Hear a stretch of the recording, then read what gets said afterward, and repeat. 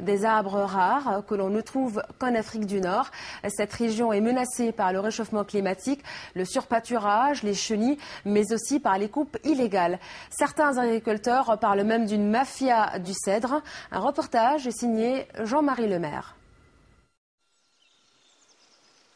Le cèdre est une des fiertés de l'Atlas marocain.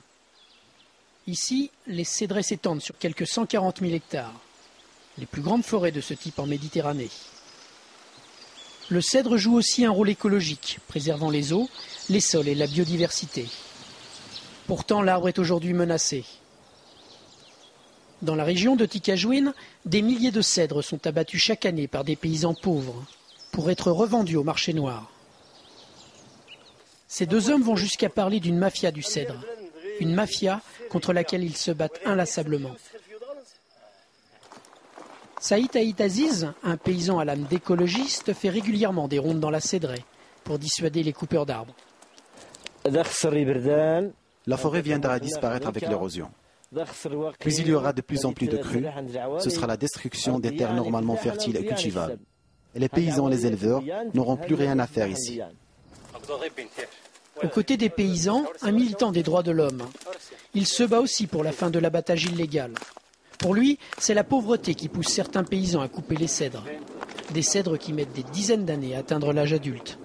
Les gens qui font ça, justement, ils le font parce que, premièrement, ils n'ont pas de quoi travailler, ils n'ont pas de quoi subsister. Donc, le seul moyen pour eux, justement, c'est d'abattre ces cèdres et de les vendre illégalement. Nous demandons également au niveau de la MDH à ce qu'il y ait du travail, à ce que l'État se charge, les communes surtout, de trouver du travail pour des gens. Parce qu'une fois que ces gens-là vont trouver du travail, certainement, ils vont arrêter, justement, de couper ces cèdres.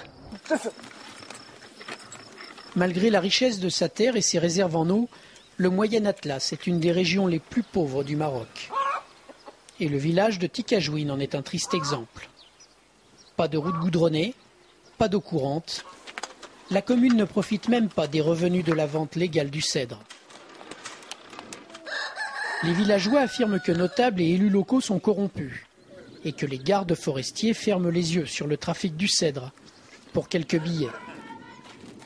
Un ancien employé du Haut-Commissariat aux eaux et forêts accuse. Regardez ça. C'est un des problèmes qui pousse les gens des eaux et forêts à prendre des pots de vin. Ils n'ont pas les moyens de faire leur travail. Regardez l'état de cette voiture de service.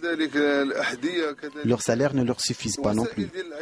Regardez où ils sont obligés de vivre.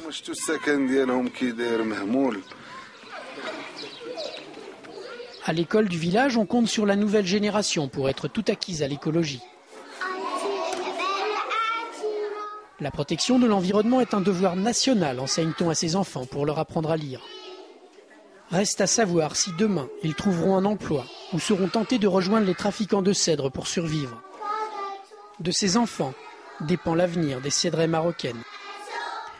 Voilà, c'est la fin de cette édition d'une semaine au Maghreb. Vous pouvez également la retrouver sur notre site internet www.france24.com sous la rubrique émission. Merci de votre attention.